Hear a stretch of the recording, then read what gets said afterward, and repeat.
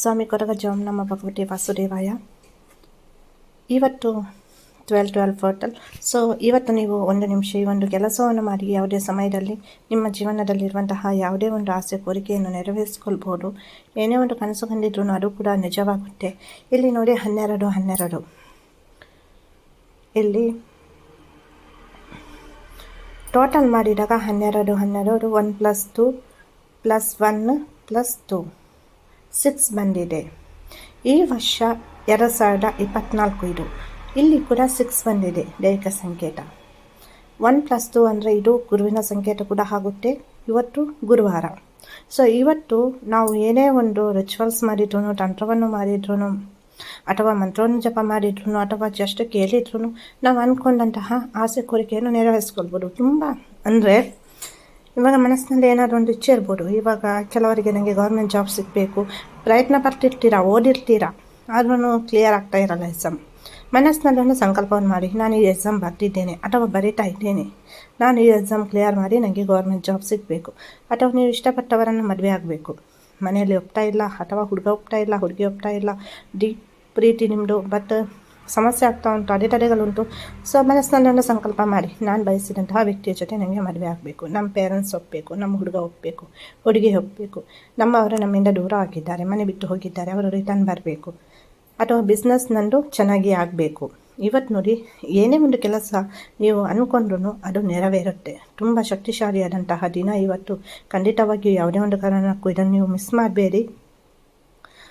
ಇಲ್ಲಿ ಮನಸ್ಸಿನಲ್ಲಿ ಒಂದು ಸಂಕಲ್ಪವನ್ನು ಮಾಡಿಕೊಳ್ಳೋದು ತುಂಬ ಮುಖ್ಯ. ಅದರ ಜೊತೆ ನೀವು ಅಂದ್ಕೊಂಡಿದ್ದಾಗುತ್ತೆ ಅನ್ನುವ ನಂಬಿಕೆ, ಆತ್ಮವಿಶ್ವಾಸ ಬೇಕು. ನಂಬಿಕೆಯನ್ನಿಟ್ಟು ಮಾಡಬೇಕು. ಏನಕ್ಕೆ ಅಂದರೆ ಇನ್ವೆಸ್ಟ್ ಹೆಸರಿನಲ್ಲಿ ಮಾಡ್ಬೋದು, ಅಥವಾ ನಾವು ಎಷ್ಟು ದೇವರ ಹೆಸರಿನಲ್ಲಿ ಮಾಡ್ಬೋದು. ನಂಬಿಕೆ ಇದ್ದಾಗ ಮಾತ್ರ ಅದು ನಮಗೆ ರಿಸಲ್ಟ್ ಕೊಡುತ್ತೆ. ಸೊ ಹಾಗಾಗಿ ನಿಮ್ಮ ಮೇಲೆ ನಿಮಗೆ ನಂಬಿಕೆ ಇರಬೇಕು. ನೀವು ಇದು ಮಾಡ್ತೀರಲ್ಲ, ಆವಾಗ ನಿಮಗೆ ನಂಬಿಕೆ ಇರಬೇಕು. ನಂಬಿಕೆ ಇಲ್ಲ ಅಂದರೆ ಇಲ್ಲಿ ಏನೂ ಆಗಲ್ಲ. ಕೆಲವೊಂದು ಸಲ ಅನುಮಾನದಿಂದ ಆಗುತ್ತಾ ಇಲ್ವಾ, ಎಲ್ಲೋ ಒಂದು ಕೆಟ್ಟದ್ದು, ಇದೆಲ್ಲ ಎಂಥದ್ದು ಅಂತ ಅಲ್ಲ. ಸೊ ಖಂಡಿತವಾಗಿ ರಿಚುವಲನ್ನು ಮಾಡಿ ಇವತ್ತು ಖಂಡಿತವಾಗಿ ತುಂಬ ಸುಲಭ ಉಂಟು ನಾನು ಹೇಳುವಂಥದ್ದು. ಖಂಡಿತವಾಗಿ ಮಾಡಿ, ನಿಮಗೆ ಮತ್ತೆ ಗೊತ್ತಾಗುತ್ತೆ, ನೀವೇ ಹೇಳ್ತೀರಾ. ಸೊ ಎಷ್ಟು ಬದಲಾವಣೆ ಆಗುತ್ತೆ ನಿಮ್ಮ ಜೀವನದಲ್ಲಿ ಅಂತ. ಹೆಲ್ತ್ ಕಂಡೀಷನ್ ಸರಿಯಿಲ್ಲ, ಆರೋಗ್ಯಕ್ಕೆ ಸಂಬಂಧಿಸಿದ ಸಮಸ್ಯೆ ಇರ್ಬೋದು, ಮನೆಯಲ್ಲಿ ಯಾರಾದರೂ ಅಂದರೆ ಸಮಸ್ಯೆಗೆ ಒಳಗಾಗಿರ್ಬೋದು ಯಾವುದೇ ಒಂದು, ಅಥವಾ ಮಾತ್ರ ವಶೀಕರಣ ಇರ್ಬೋದು, ಅಥವಾ ಪ್ರಮೋಷನ್ ಸಿಗದೇ ಇರ್ಬೋದು, ಮನೆಯಲ್ಲಿ ನೆಮ್ಮದಿ ಇಲ್ಲ, ಒಬ್ಬರನ್ನು ನೋಡಿದರೆ ಒಬ್ಬರಿಗೆ ಆಗಲ್ಲ, ನಾವು ಅಂದ್ಕೊಂಡ ಥರ ಏನೇ ಕೆಲಸ ಆಗ್ತಾಯಿಲ್ಲ, ಮನೆ ಕಟ್ಟಲಿಕ್ಕೆ ಆಗಿಲ್ಲ, ಅಥವಾ ಒಂದು ಸೈಟ್ ತಗೊಳ್ಳಿಕ್ಕೆ ಆಗ್ತಾಯಿಲ್ಲ, ಕೋರ್ಟ್ನಲ್ಲಿ ಕೇಸ್ ಉಂಟು, ಅಥವಾ ಇನ್ಯಾವುದೇ ಸಮಸ್ಯೆ ಇರಬಹುದು, ಆಸ್ತಿಯ ಜಗಳ ಇರಬಹುದು, ಅಥವಾ ನಿಮ್ಮ ಮೇಲೆ ಸುಮ್ಮನೆ ಜನಗಳು ಆರೋಪ ಮಾಡ್ತಾ ಇರ್ಬೋದು, ಅಥವಾ ಕುಟುಂಬದಲ್ಲಿ ಇರೋ ಒಂದು ಮನಸ್ತಾಪಗಳಿರ್ಬೋದು, ನಿಮಗೆ ಮಾನಸಿಕವಾಗಿ ಅಥವಾ ದೈಹಿಕವಾಗಿ ಯಾರಾದರೂ ಹಿಂಸೆ ಕೊಡ್ತಾ ಇರ್ಬೋದು. ಸೊ ಏನು ಮಾಡಬೇಕು ಅಂದರೆ ನೀವು ಇವತ್ತು ಯಾವುದೇ ಒಂದು ಸಮಯದಲ್ಲಿ, ಸಂಜೆ ಕೂಡ ಆಗುತ್ತೆ, ರಾತ್ರಿ ಕೂಡ ಆಗುತ್ತೆ, ಏನು ಮಾಡಿ ಅಂದರೆ ಸ್ವಲ್ಪ ಒಂದು ಕೈಯಲ್ಲಿ ಒಂದು ಇಡಿಯಷ್ಟು ಒಂದು ಹಳದಿ ಸಾಸಿವೆ, ಯೆಲ್ಲೋ ಕಲರದ್ದು ಹಳದಿ ಸಾಸಿವೆ ಸಿಗುತ್ತೆ. ಸೊ ಅದನ್ನು ತಗೊಂಡ್ಬಿಟ್ಟು ನೀವು ಕೈನಲ್ಲಿ ಇಟ್ಕೊಂಡು, ಬಲ ಕೈಯಲ್ಲಿ ಇಟ್ಕೊಂಡು ಪ್ರಾರ್ಥನೆಯನ್ನು ಮಾಡಬೇಕಾಗುತ್ತೆ.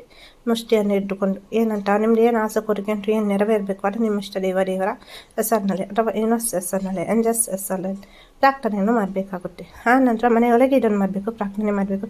ನೀವು ಇಷ್ಟಪಟ್ಟಂತಹ ವ್ಯಕ್ತಿಯನ್ನು ಮದುವೆ ಆಗಬೇಕಾ, ಅದಾಗಿರ್ಬೋದು, ಅಥವಾ ನಿಮ್ಮನ್ನು ನಂಬರ್ ಯಾರು ಬ್ಲಾಕ್ ಮಾಡಿದ್ದಾರಾ, ಅಥವಾ ಕೋರ್ಟಿನಲ್ಲಿ ಕೇಸ್ ಉಂಟಾ, ಪ್ರಮೋಷನ್ ಸಿಗಬೇಕಾ, ಗೌರ್ಮೆಂಟ್ ಜಾಬ್ ಸಿಗಬೇಕಾ, ಏನು ಸ್ಟಡಿಯಲ್ಲಿ ನೀವು ಟಾಪರ್ ಆಗಬೇಕಾ, ಪ್ರಾರ್ಥನೆಯನ್ನು ಮಾಡ್ಕೊಳ್ಳಿ.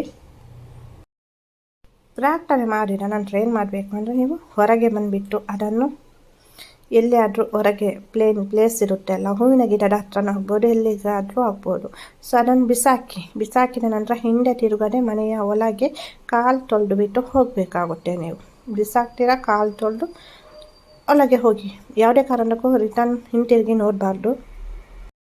ಇದು ನಿಮಗೆ ಅಲ್ಟಿಮೇಟ್ ರಿಸಲ್ಟ್ ಕೊಡುತ್ತೆ. ನಾನು ನಿನ್ನೆ ಹೇಳಬೇಕಂತ ಇದ್ದೆ, ಸೊ ಸ್ವಲ್ಪ ಬ್ಯುಸಿ ಇದ್ದೆ, ಹಾಗಾಗಿ ಆಗಿಲ್ಲ, ಸಾರಿ.